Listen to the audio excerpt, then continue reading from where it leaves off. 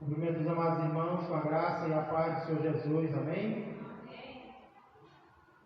Quando se fala em alguém que age como um ladrão na Bíblia, talvez a primeira pessoa que vem logo na nossa mente seja o diabo. Porque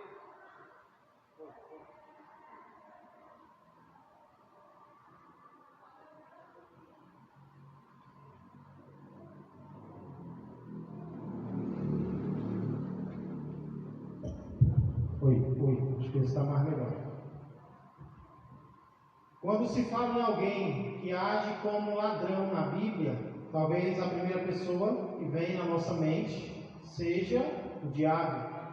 Quando nós ouvimos aquele versículo que o ladrão vem somente para roubar, matar e destruir, nós logo associamos ao diabo.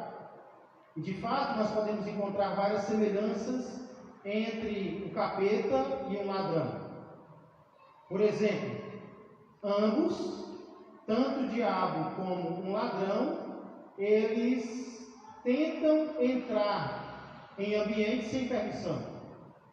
É uma característica tanto do nosso inimigo, como também de um roubador. Eles tentam entrar em ambientes sem permissão. O diabo não precisa de permissão para entrar em uma casa, para entrar em um ambiente. Ele só quer uma brecha. Ele só quer uma oportunidade. Mas permissão ele não precisa que alguém dê. Essa é uma semelhança entre o diabo e um ladrão. Outra semelhança é que os dois tentam pegar aquilo que não pertence a eles. O diabo é expert em querer tomar coisas que não são dele, que não pertencem a ele, a glória que não é dele, vidas que não são dele. Então, podemos dizer sim que, biblicamente falando, o diabo é um tipo de ladrão. Porém, quem disse que o diabo é a única pessoa que pode ser comparado a um ladrão nas Escrituras? Por incrível que pareça, o nosso Salvador Jesus também pode. Em um momento da vida de Jesus, ele mesmo se compara à ação de um ladrão. Na verdade, na Bíblia, Jesus é mais comparado a um ladrão do que o próprio diabo. Em um item, em uma característica, em um momento. Você sabe por que Jesus se compara a um ladrão na Bíblia e principalmente para que ele faz isso? É sobre isso que nós vamos meditar nessa noite. Para isso eu convido você a abrir a palavra de Deus no livro de Apocalipse, capítulo de número 16. O último livro da Bíblia, livro de Apocalipse, capítulo de número 16. Porque Jesus se compara a um ladrão e principalmente para quê? Qual o objetivo dele? O que é que Jesus queria que nós fizéssemos por causa dessa comparação dele para com ele mesmo? O verso no qual nós vamos meditar hoje é o verso número 15. Apocalipse capítulo 16, verso 15, o qual diz assim: Eis que vem, como vem o ladrão. Bem-aventurado aquele que vigia e guarda as suas vestes, para que não ande nu e não se veja a sua vergonha. Vamos orar. Pai amado, Pai querido, eu quero agradecer ao Senhor por mais esta oportunidade que o Senhor me dá de ter este privilégio, Pai, de ministrar a Tua santa palavra, Pai. Muito obrigado. Obrigado, Senhor, por estarmos aqui, podermos meditar nesta palavra, podermos adorar ao Senhor com canções tão santas, Senhor, tão lindas, tão edificantes como essas, Pai. Como é bom estarmos reunidos como Teu povo. Agora, Pai, nos abençoa durante a continuação deste culto tudo aquilo no qual nós vamos meditar agora, que não sejamos atrapalhados pelo ladrão Satanás, que quer roubar a atenção que somente ao Senhor Jesus Cristo pertence. Pai, muito obrigado por ter nos trazido a este lugar. E agora nos ajuda, Pai, com a iluminação do Teu Espírito Santo, para que possamos entender a Tua palavra e sairmos daqui, Pai, dispostos a colocá-la em prática no nosso viver. Por tudo isso eu peço e já agradeço, em nome de Jesus Cristo. Amém e amém. Às quintas-feiras nós temos meditado em uma série sobre as bem-aventuranças de Apocalipse.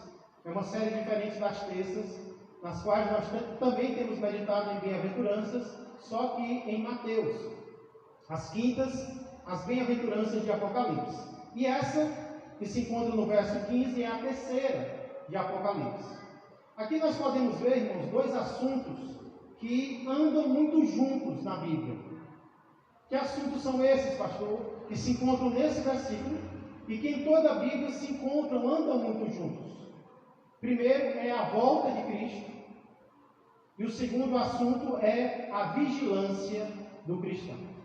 Vamos meditar nesses dois assuntos hoje, que estão muito juntos, relacionados na Bíblia, começando pela vinda de Cristo ou a volta de Cristo. Início do verso 15 diz: Eis que venho como vem o ladrão. Eis que venho como vem o ladrão. Eu pergunto para vocês, por acaso nosso Senhor Jesus falou de alguma forma duvidosa aqui nesse versículo? Por acaso Jesus deixou alguma dúvida acerca da vinda dele? Será que Jesus deixou alguma dúvida acerca da volta dele? Por acaso Jesus disse: eis que talvez eu venha? Foi isso que ele disse? Possivelmente eu venho. Provavelmente eu venho. Eu vou ver, e se der para vir, eu confirmo. É isso que Jesus diz? É isso que Jesus fala? Não. Jesus aqui fala com uma certeza. Mesmo que algumas pessoas não acreditem mais na volta de Jesus, ou mesmo que algumas pessoas nunca tenham acreditado, nem que ele veio a primeira vez, que dirá a segunda, isso não faz diferença. Sabe por quê? Porque a volta de Jesus não está baseada na fé de ninguém. A volta de Jesus não está baseada na fé das pessoas, de que ele veio ou não. A volta de Jesus está baseada na fidelidade dele próprio, na fidelidade dele mesmo. Então existem coisas que vão acontecer, as pessoas acreditando ou não. A volta de Jesus é algo que não depende da confiança das pessoas. Mas tem gente que não acredita que Jesus vai voltar. E daí? Tem gente que perdeu a fé na volta de Jesus. E o que é que isso tem a ver com a volta dele? Ele não está dizendo aqui: se vocês acreditarem, eu vou voltar. Ele disse: se vocês confiarem, eu volto. Não. Ele diz: eis que venho. Ele não disse talvez, possivelmente, provavelmente, se. Ele disse: eu estou voltando. O sentido aqui é: eu estou vindo. Ele está no caminho, no processo de voltar. Então, para de fazer pesquisa de opinião para acreditar na palavra de Deus. Para de decidir se vai crer ou não na palavra de Deus, baseado no que alguém acha, no que alguém diz, no que alguém pensa. Mas alguém disse assim. Ei! Nós não devemos crer na palavra de Deus baseado na opinião dos outros, na fé dos outros, no comportamento dos outros. Nós temos que decidir crer na palavra de Deus por causa do que Ele é e por causa do que Ele tem feito na minha vida e na tua vida. Então Jesus vem. Jesus está vindo. E como é que ele disse que vem, igreja? Como foi que ele mesmo disse que vai voltar? Eis que venho como vem o ladrão. Por que Jesus diz isso? Porque Jesus compara a sua vinda à vinda de um roubador, de um ladrão, de um arrombador.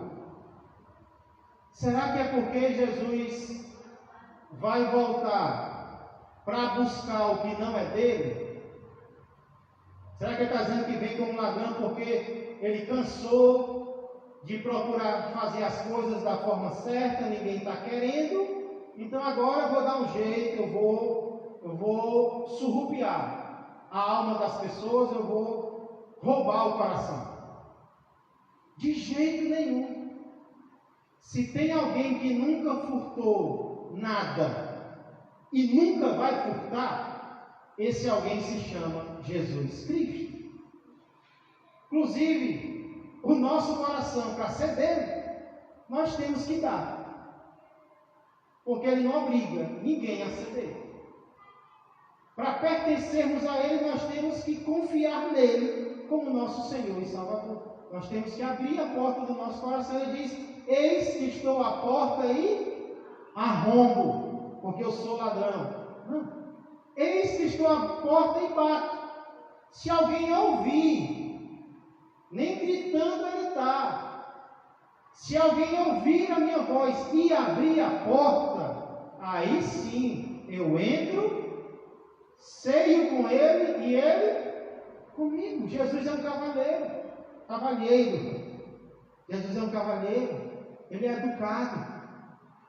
Então Jesus não está dizendo aqui que ele vem como ladrão porque ele vem para roubar o que não lhe pertence, porque ele cansou de tentar as coisas da forma correta, não.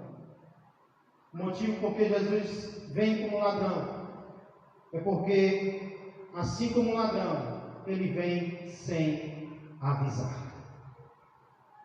Jesus vem, mas ele não diz o dia e nem diz a hora. Ladrão avisa quando vem? Ele diz: olha, próxima semana, na segunda-feira, às 10h30, fique preparado porque eu estarei roubando da sua casa, né? Seria muito bom um ladrão assim. Mas o ladrão, ele vem justamente no dia que você esquece de colocar o cadeado. Ele vem no dia que você não está esperando. Assim Jesus vai vir, sem avisar, sem dizer quando, sem dizer o dia, sem dizer a hora. Assim como um ladrão. É só nisso que Jesus se compara ao ladrão. É só na maneira como ele vem, sem avisar. E nós vamos já entender por que Jesus não avisa. Tem um motivo para isso.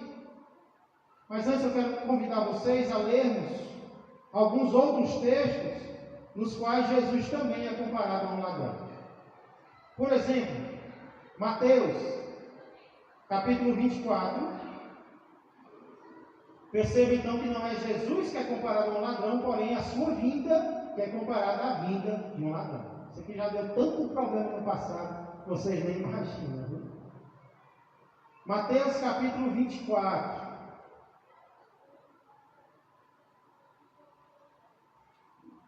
Versos 41 a 43.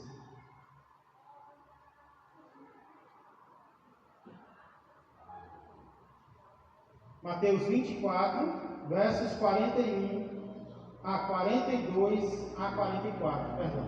Mateus 24, 42 a 44. Diz assim: portanto, vigiai, porque não sabeis em que dia vem o vosso Senhor. Mas considerai isto: se o pai de família soubesse a que hora viria o ladrão, vigiaria e não deixaria que fosse arrombada a sua casa. Por isso ficai também vós apercebidos, porque a hora em que não cuidais, o Filho do Homem virá.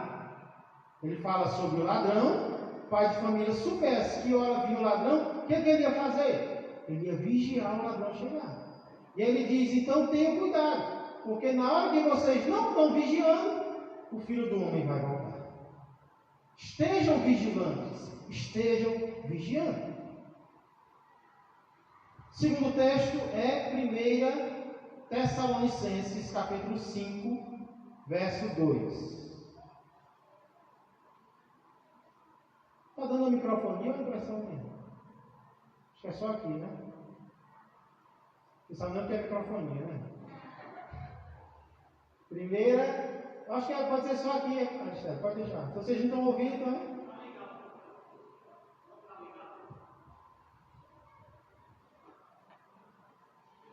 Tá não? Retorno. Mas se for só para mim, não tem problema não. Eu sei que estava sendo para vocês também. 1 Tessalonicenses, capítulo 5. Às vezes a gente quer dar um grito, não dá porque está dando microfone. Né? Acho que é a estratégia do robô, para não gritar, né? 1 Tessalonicenses, capítulo 5, irmãos, verso de número 2.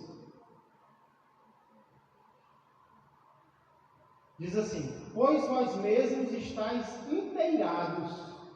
Presta até um cearense escrevendo, inteirado. Pois vós mesmos estáis inteirados com precisão de que o dia do Senhor vem como ladrão de noite. Eita! O dia do Senhor na Bíblia, inclusive domingo, vamos pregar sobre o dia do Senhor em Isaías e o que vai acontecer quando Jesus voltar. Mas aqui diz que o dia do Senhor vem como ladrão de noite. Paulo tinha falado com a igreja sobre isso, por isso ele diz: vocês já estão sabendo, vocês já estão inteirados, que nem hoje vocês estão aqui também inteirados, de que a volta do Senhor vai ser como a vinda de um ladrão. Também Pedro fala sobre isso em 2 Pedro 3 e 10. Estamos vendo alguns textos, além de Apocalipse 16 e 15, nos quais a volta de Jesus também é comparada à vinda de um ladrão. 2 Pedro 3 e 10.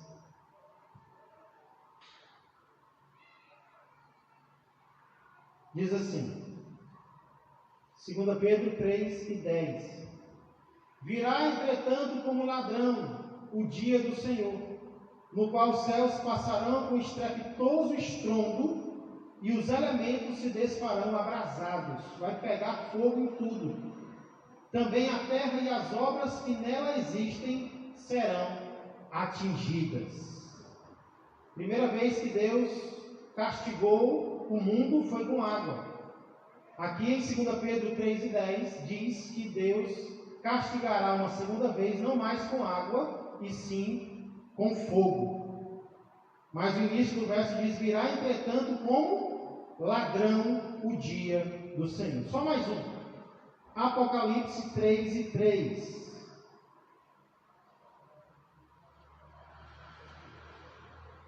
Palavras aqui do próprio Jesus, falando à igreja em Sardes. Uma igreja que estava espiritualmente sonolenta. Jesus diz assim para eles. Apocalipse 3 e 3. Lembra-te, pois, do que tens recebido e ouvido. Lembra-te, pois, não esqueça do que tens recebido e ouvido. Guarda-o e arrepende-te. Porquanto, se não vigiares, virei como ladrão, e não conhecerás de modo algum em que hora virei contra ti. Irmãos, é forte essa palavra contra. A volta de Jesus vai ser uma volta para alguns, porém contra outros. Vocês estão me ouvindo? Hã? Baixou? A volta de Jesus vai ser uma volta para alguns que confiam nele, que estão esperando por ele, porém aqui ele diz que vai ser uma volta contra alguns. Então, irmãos, essas passagens, todos esses textos que nós lemos, eles comparam a volta de Jesus à vida de um ladrão. E o que é interessante é que alguns desses textos mostram a atitude que nós devemos ter por causa disso.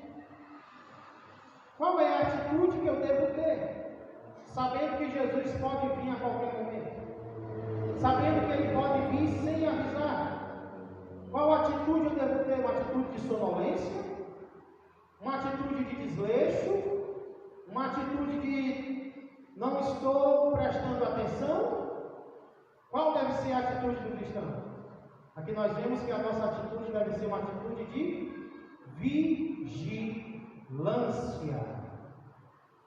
E esse é o assunto, o segundo assunto que nós encontramos em Apocalipse 16 e 15, e no qual nós vamos falar agora. Primeiro nós falamos sobre a vinda de Cristo, como ela vai ser, e agora nós queremos ver o que é que isso tem a ver conosco, o que é que Jesus quer que nós façamos. Então, volta lá para Apocalipse 16 e 15.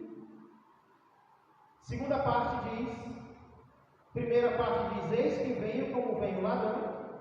E a segunda parte diz, bem-aventurado aquele que vigia e guarda as suas vestes, para que não ande nu e não se veja a sua vergonha. Então, olha como os dois assuntos estão unidos, entrelaçados. A vinda de Jesus sempre traz o assunto da vigilância do cristão, da vigilância do crente. Aí eu pergunto para vocês: Jesus poderia dizer quando Ele vem? Sim ou não? Ele poderia ter deixado escrito: eu venho no ano tal, no mês tal, no dia tal, na hora tal. Poderia ou não poderia?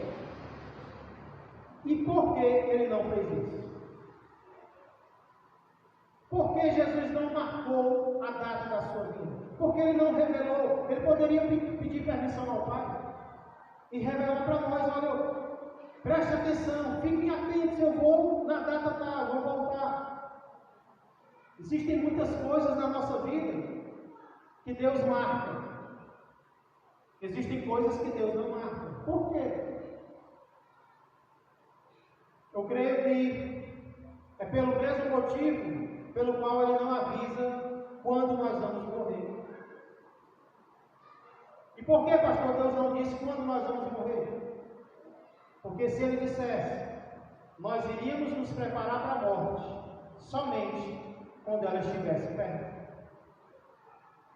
Nós íamos passar a vida inteira despreocupados. Mas quando soubéssemos que falta pouco tempo, aí nós íamos nos preparar para morrer.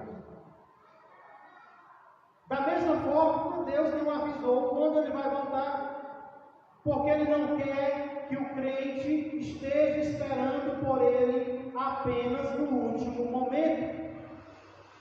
Deus quer que o crente esteja preparado para Ele a vida inteira, em todos os momentos da sua vida. Deus não quer o resto, não. Deus quer tudo de nós. Então, se Ele dissesse quando a gente vem, se Ele vier na nossa geração, muitos iriam se preparar apenas quando Ele tivesse o dia seguinte.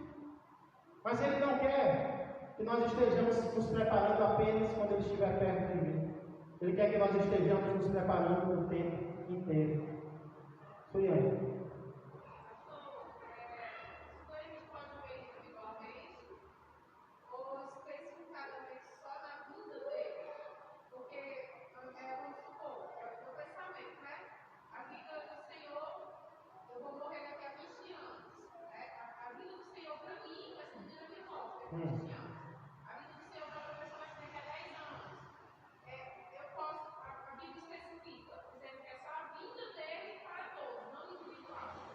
Entendi a pergunta. Isso aqui se refere só à vinda dele para todos. Aqui ele está falando sobre a volta dele, que ele não marcou. Mas nós podemos aplicar para muitas coisas na nossa vida, para as quais Deus também não diz a hora. Por exemplo, nós estamos orando por algo. Aí Deus diz quando Ele vai responder a nossa oração? Não.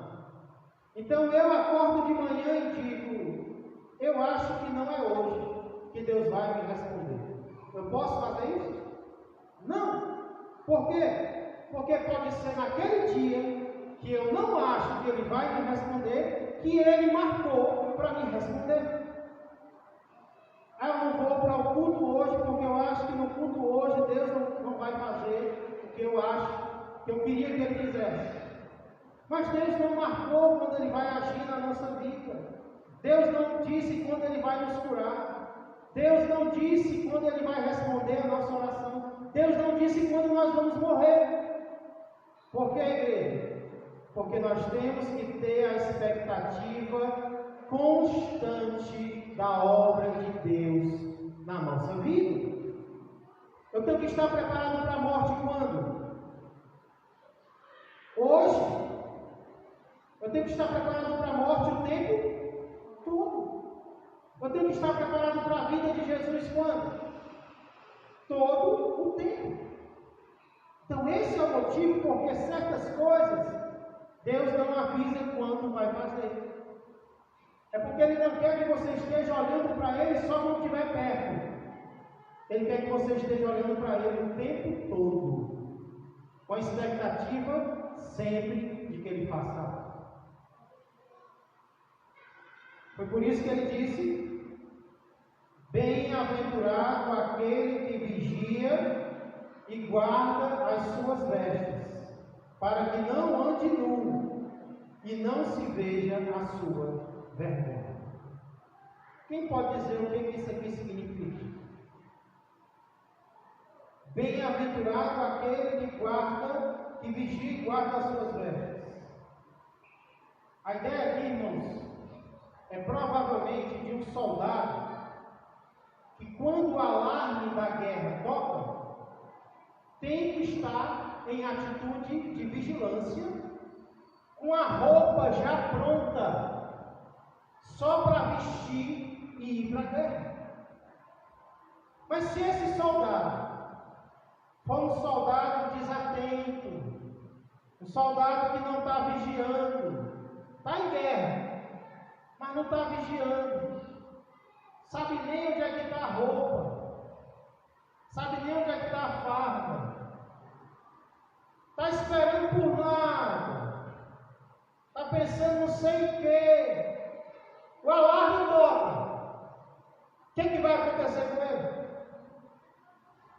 Ele não vai ter outra opção senão andar nu, fazer com que as pessoas vejam a sua vergonha, ou seja, a sua parte íntima. Então é como se Jesus comparasse aqui a vida cristã a uma noite de um soldado, na qual nós não podemos cochilar espiritualmente, na qual nós não podemos dormir espiritualmente. Nós temos que estar sempre vigilantes, sempre prontos, a roupa já ali, pronta para o combate, para o que necessário for. Eu estou aqui o tempo todo, vigiando, esperando o alarme tocar. Vai ser a hora em que o meu rei irá voltar. Esse texto, então, ele não fala de roupas físicas ou de vigilância física. Aqui não está falando que a gente não pode dormir fisicamente. Esse texto está falando de roupas espirituais e de vigilância espiritual. Jesus está mostrando que o fato dele poder vir a qualquer momento significa que eu devo estar pronto o tempo todo. Eu devo estar pronto o tempo todo. Eu não posso deixar para me dedicar a Jesus só quando eu achar que Ele está vindo. Eu não posso deixar para me preparar para a volta de Jesus só quando Ele já estiver voltando, não. Porque eu não sei quando Ele vai estar voltando. Eu tenho que estar pronto o tempo inteiro. O alarme pode tocar a qualquer momento. Eu tenho que estar pronto 24 horas por dia. Porque Ele não avisou quando Ele vai voltar. Por exemplo, se Jesus tivesse voltado ontem, como Ele teria nos encontrado ontem? Nós estávamos prontos para Jesus ontem? Se Jesus voltar hoje, nós estamos prontos para Jesus hoje? Se Ele voltar amanhã, e se Ele voltar daqui a um mês, nós estaremos ainda crendo nele, servindo a Ele, nos preparando para Ele daqui a um mês, daqui a um ano, daqui a 10 anos. Essa é a atitude que nós devemos ter. Vigilância constante. Prontidão. Mas pastor, como é que eu consigo fazer isso? Como é que eu consigo vigiar o tempo todo? Está pronto o tempo todo. O bom é que o próprio Jesus ensina como nós podemos vigiar. Olha comigo lá em Lucas, capítulo 21.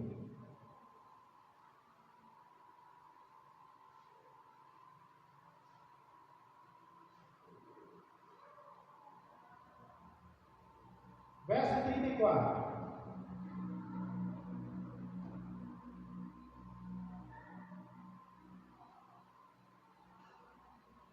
Lucas 21 e 34 diz: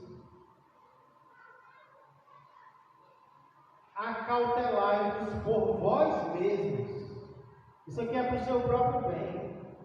Cuide da sua própria vida, para que nunca vos suceda que o vosso coração fique sobrecarregado com as consequências da orgia, da embriaguez e das preocupações deste mundo, e para que aquele dia não venha sobre vós repentinamente como um laço, pois há de vir sobre todos os que vivem sobre a face de toda a terra. Aqui Jesus está mostrando o que é que pode fazer um cristão adormecer espiritualmente. O que é que pode fazer um servo de Deus dormir espiritualmente? Fica com o coração pesado e com sono espiritual. Ele diz: acautelai-vos por vós mesmos, para que nunca vos suceda que o vosso coração fique sobrecarregado, pesado, com as consequências da orgia, da embriaguez, pecados, e das preocupações deste mundo. Preocupação do mundo, que é isso? O crente se preocupa tanto com as coisas dessa terra que ele esquece até que Jesus vai voltar. Ele se importa, ele fica preocupado, ele fica pensando, mas ele pensa tanto nos problemas, ele pensa nas dificuldades, nos sonhos que ele tem, nos projetos. Ah, será que isso vai dar certo? Vixe, mas eu acho que isso não dá. Como é que eu vou obter sucesso nisso? Aí quando é ver o crente está dormindo espiritualmente. Quantos não se encontram nesta situação hoje? Eram fervorosos no passado, mas de repente começaram a se preocupar muito com algo, começaram a se preocupar muito com o namoro, começaram a se preocupar demais com o trabalho, com redes sociais. Está cochilando espiritualmente. Jesus diz: cuidado, cuidado, para que o dia do Senhor não venha como um laço para você, porque você está tão descuidado que você não percebe mais nem as coisas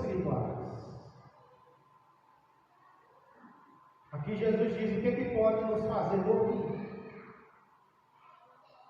Mas o bom é que ele também diz o que é que pode nos manter acordados. Quem quer saber? O que é que pode nos manter acordados espiritualmente? Verso 36. Vigiai, pois, a todo tempo, orando, para que possais escapar de todas estas coisas que têm de suceder e estar em pé na presença do Filho do Homem. Tem como eu conseguir vigiar? Tem como eu ser um crente atento? Tem como eu ser um crente vigilante? Perfeito não, porque perfeito só na glória. Mas tem como eu continuar vigiando? Tem. Jesus diz como? Vigiando e orando. Crente pode até dormir orando, mas espiritualmente ele está acordado. Crente que ora se mantém desperto. Crente que ora se mantém vigilante. Crente que ora se mantém acordado. Crente que ora enxerga o que aquele que está dormindo não enxerga. Ele sabe que Jesus está vindo. Por quê? Porque ele está em contato com o Salvador. Ele está orando. Como é que eu me mantenho acordado espiritualmente, Jesus?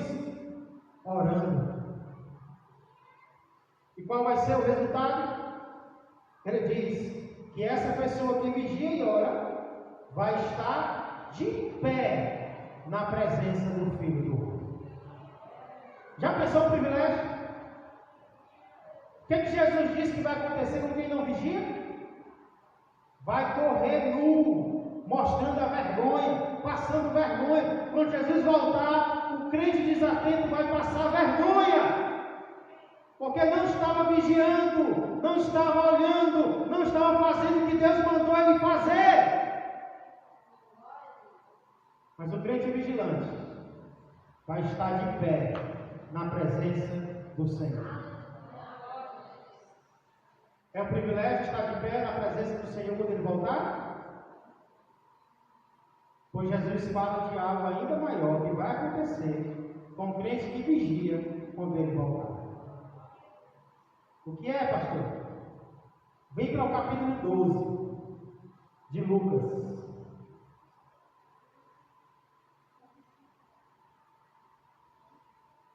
Capítulo 12 de Lucas, versos 35 em diante. Ficar de pé na presença do Filho do Homem é um privilégio grande, mas aqui ele fala de outro maior. Lucas 12, 35. Cingido esteja o vosso corpo. Cingido é o que? Vestido. E acesas as vossas candeias. Não deixa para acender na última hora que não vai dar tempo, não. Mantenha acesa. Sede vós semelhantes a homens que esperam. Tem alguém esperando ainda? Pelo seu Senhor, ao voltar ele das festas de casamento, para que quando vierem bater a porta, logo lhe abram. Estávamos esperando, Senhor, a tua vinda. 37. Bem-aventurados aqueles servos. Olha a bem-aventurança aqui. Bem-aventurados aqueles servos a quem o Senhor, quando vier, os encontre dormindo, cochilando, pensando na vida. Não. Vigilantes. Em verdade vos digo, em verdade vos afirmo. Olha o que vai acontecer: que ele há de cingir-se, dar-lhes lugar à mesa, e aproximando-se os servirá. Ei, quando Jesus vier e você estiver vigiando, você vai estar em pé na presença dele. Mas sabe o que ele vai fazer? Ele vai mandar você sentar.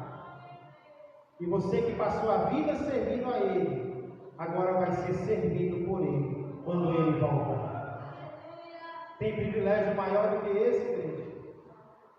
sermos servidos pelo nosso próprio Senhor? Verso 38, as crianças aí.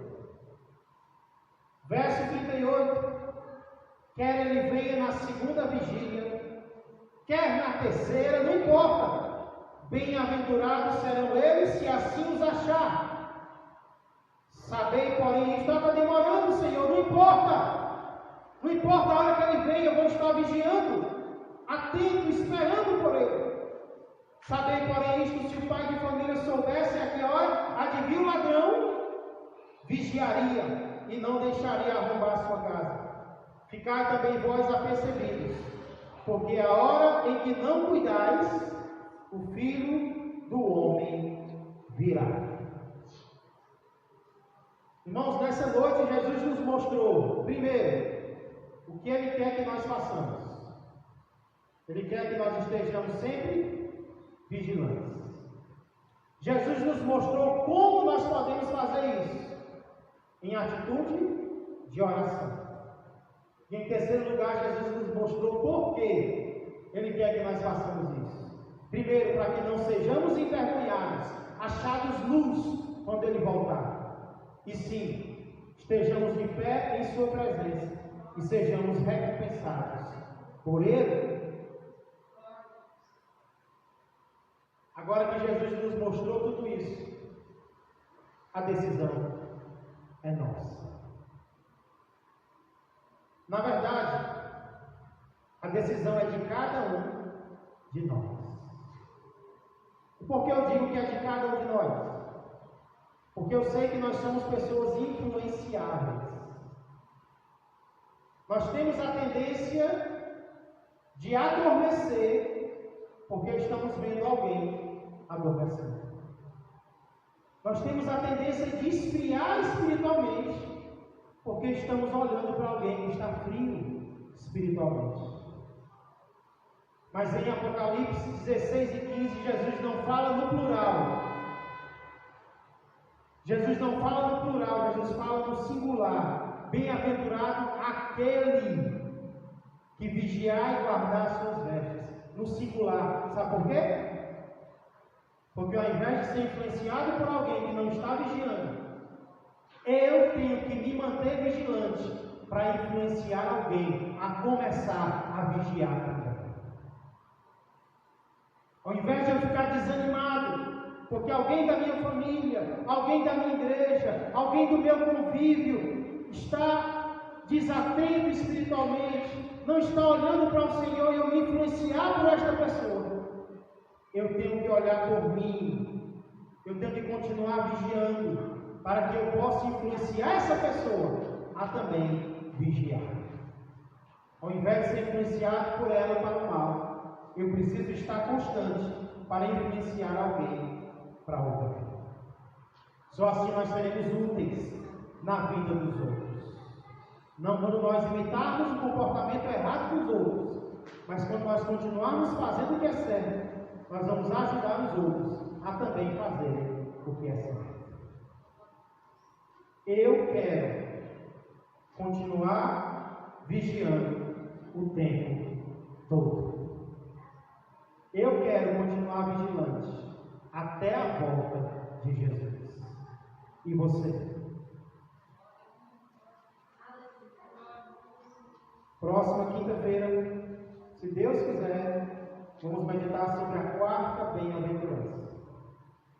Quarta bem-aventurança de Apocalipse. Mas antes vamos orar. Se a oração é o meio pelo qual o crente se mantém vigilante, não pare de orar. Não deixe de orar. Não desista de orar. Pelo contrário, ore cada vez mais. Ore por você, ore por quem está vigiando, ore por quem não está. Porque se as coisas estão difíceis para quem ora, imagine para quem não ora. Senhor Deus e amado Pai, obrigado, Senhor, pela Tua palavra, Pai. Obrigado pelo Teu amor. Obrigado, Senhor, por nos revelar a verdade. por nos revelar que o Senhor vai voltar, quer o mundo creia, quer não. Ainda que os doutores digam que o Senhor não volta, isso não anula a tua fidelidade, Senhor, porque quando o Senhor fala, o Senhor cumpre, quer creiam, quer não. O Senhor revelou que volta, nós cremos. E o Senhor ainda revelou como volta. O Senhor volta como um ladrão. O Senhor volta sem avisar. E se o Senhor volta sem avisar, vigilantes, nós precisamos estar o tempo inteiro, Pai. Senhor, nós somos falhos.